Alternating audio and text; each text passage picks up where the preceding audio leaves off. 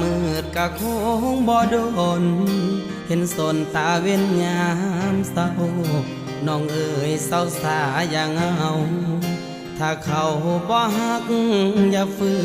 นปิดสากอกน้ำตาที่มันหัวออกบุญมือไปแล้วเขาคงบอกคืน